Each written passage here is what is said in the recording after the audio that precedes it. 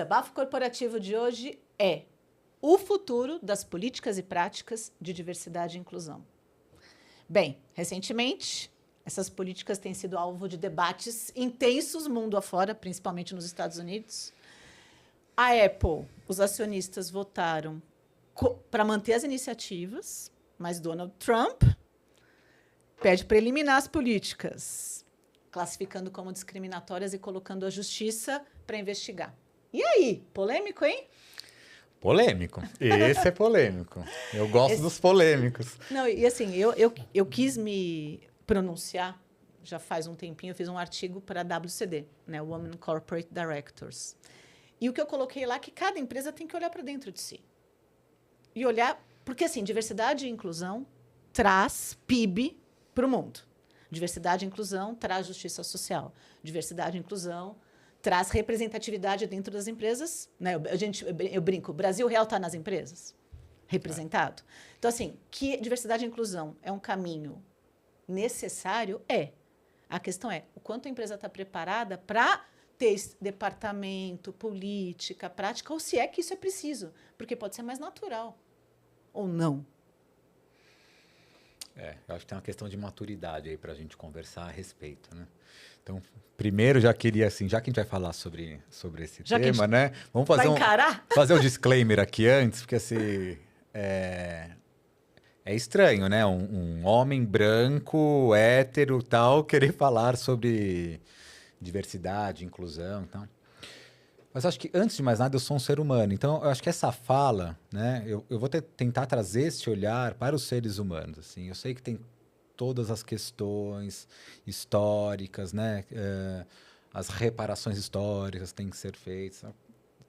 E sim, eu entendo todas essas questões. Mas, assim, no fundo, eu acredito que assim, políticas de diversidade e inclusão devia ser uma coisa com prazo, tá? Para acontecer.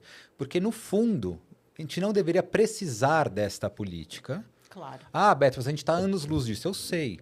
Só que a questão é assim, quando a gente vai pegar o outro lado, né, que está contra essas políticas, o que eles estão alegando?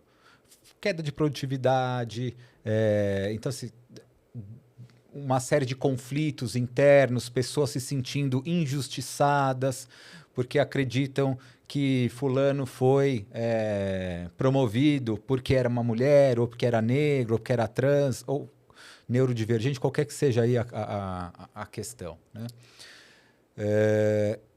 Mas o que eu, olhando assim, eu acho que deveria olhar isso como estratégia de negócio. Tá? Então, assim, qual é o seu público? Para quem que você vende? Né?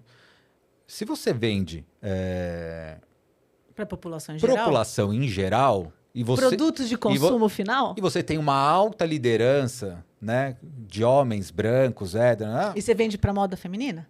Então, é estranho. É estranho. Você tem o seu público, inclusive, representado? Aí, com certeza, você vai ter mais dificuldade realmente de atingir profundamente a necessidade do seu público. Uhum. Né? Porque você não tem aquela experiência. Por mais que você estude, é diferente de quem viveu na pele. Né? Para outros perfis de negócio, talvez isso não seja tão importante. Né?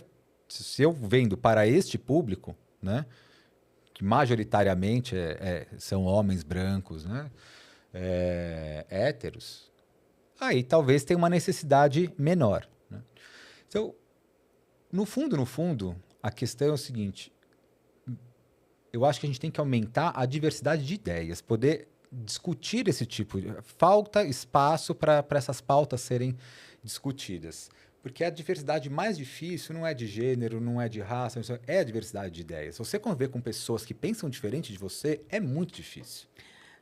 Inclusive, assim, acho que assim, a diversidade, né, que ela traz riqueza, né, imagina, riqueza de ideias traz novas possibilidades, traz soluções diferentes. Inovações. Né? Só que não é muito difícil, a gente não aprendeu a conviver com isso. A gente aprendeu a conviver muito com quem pensa igual, quem tem os mesmos interesses. É mais cômodo. É óbvio. E numa das empresas é interessante que a gente conseguiu fazer isso em 2024, de colocar os 3 sócios majoritários que têm pensamentos completamente diferentes numa relação mais harmônica. E os ganhos foram incríveis. Só que doeu para os três. Doeu. Principalmente para os dois mais diferentes. Doeu muito. O outro que está no meio do caminho, no comportamento, né, na forma de olhar o mundo, para ele foi mais cômodo. Mas para os outros dois que estavam nos extremos, foi muito interessante o processo. Né? E o resultado foi maravilhoso. Só que doeu para eles, não doeu para a empresa. Para a empresa ficou com o resultado positivo que ideias completamente diferentes trazem. Agora, de fato, quando você falou da questão do tempo de validade, né? Eu mesma tenho que confessar aqui. Até 2017, eu achava o Dia Internacional da Mulher uma besteira. Eu cumpria como RH, inclusive do jeito que hoje eu não cumpro, com flor, bombom, spa, massagem. Eu cumpria desse jeito até 2017. Era assim, né? Então, mas aí em 2018... Se aprofundou, continuou sendo o Dia Internacional da Mulher, mas o olhar do Dia Internacional da Mulher mudou bastante, né? Existe uma profundidade muito maior neste olhar e de por que a gente precisa ter ali um dia para falar disso. Então, né? E aí em 2018, quando eu aprofundei, pela primeira vez, de fato, que eu estava fazendo um curso só com mulheres, para conselho. E eu aprofundei nessa questão das mulheres, da questão da sororidade versus a irmandade, questões que meu próprio filho me provocou a refletir, né? Por que nós, mulheres, tínhamos relações diferentes só entre mulheres do que, né, os homens só entre homens e que isso provocava, né, as consequências disso. E quando eu aprofundei nos números, mundialmente falando e tudo mais, eu falei... E aí eu fiz um vídeo que, na época, viralizou em várias mídias, que foi justamente falando assim... nós precisamos de um dia só para as mulheres para que a gente possa dar luz às diferenças. Que faz com que, na época, né, e não melhorou muito, né, ainda temos... em torno de 150 anos para reduzir a desigualdade. Ainda temos, no Brasil, 2,3 a 2,8 vezes mais responsabilidades que os homens nos papéis todos, né? Principalmente cuidado e as questões domésticas. Ainda a mulher acumula muito mais. Né? Ainda não a divisão não é igual e tudo mais. Então, foi aí que eu me acordei para que nós teremos que ter um dia destacado para isto. Não que não tenha um dia para o homem, mas é que ele não tem esse peso, até que a gente possa entender e tratar de forma definitiva, e nunca mais terá. Só que enquanto não tivermos condições mais iguais, a gente vai ter que pôr luz. Então, eu sim, né, sou partidária de um olhar diferenciado para questões que precisam ser olhadas de forma diferenciada, até que elas não sejam mais necessárias ser tido esse olhar. Assim, nesse ponto a gente pensa bem parecido. Para mim é aquela coisa. Não vamos entregar o peixe, vamos ensinar a pescar, certo? Só que enquanto a pessoa não aprendeu a pescar, você tem que continuar dando peixe, porque senão ela morre de fome antes de aprender a pescar. É isso certo? Aí. Então a gente tem que ter as políticas, né, para minimizar as desigualdades. Agora, também a gente não pode ser ingênuo, que assim, uma coisa que começou muito legal também está sendo muito distorcida para um monte de questões. Então, assim, está acontecendo realmente injustiças, né? Tipo, é difícil falar, mas assim, já presenciei algumas vezes a pessoa sempre justificar qualquer coisa com a questão de pertencer a uma minoria, né? E eram coisas que não tinham nada a ver com isso. Então, mas de fulano a gente não pode falar porque fulano é isso. A gente então não está performando no trabalho, mas como é aquela minoria. Então, é esse tipo de atritos que eu acho que geram muito esses barulhos que vão acontecendo, né? Então, não adianta você querer reduzir uma injustiça com mais injustiça. A gente tem que procurar o caminho inverso, né? Claro. De procurar a justiça para a gente superar esses desafios. E são desafios que realmente existem há centenas de anos, ou talvez desde que, né, a gente passou a viver em grandes, as pequenas comunidades menos. A gente teve durante muitos anos as comunidades matriarcais, né? Mas depois das grandes civilizações, cidades grandes, né, a gente vem historicamente aí de eu nem sei, acho que são 700 anos, 800 anos, que as sociedades são patriarcais, né? Não lembro de cabeça os números. Aí, o meu olhar é o seguinte. Primeiro, as mulheres sozinhas não vão conseguir resolver esta questão. A gente precisa trazer os homens para essa conversa. Como aliados. Né? E isso eu estou pegando o caso de mulher, mas para qualquer minoria. Né? Se a gente fica aumentando a distância, aumentando os muros entre uma coisa e outra, não vai resolver. O máximo que a gente vai acontecer é a gente... Para mim, me vem as comunidades africanas que tem um grupo que está oprimindo outros grupos, né? Outras tradições ali. E aí, quando alguém que está sendo oprimido assume esse poder, passa a ser um novo opressor. E não é isso que a gente está querendo buscar. Né? A gente não quer a dinastia das mulheres no controle e os homens lá na base. Tem gente que pensa assim, mas assim, não vai ser essa a solução. Porque o que vai acontecer depois os homens se juntarem para querer contra-atacar. E aí a gente vai ficar nessa guerra eterna. Né? Como é que a gente consegue trazer soluções realmente duradouras, efetivas? Aí você tem que trazer todo mundo para a conversa.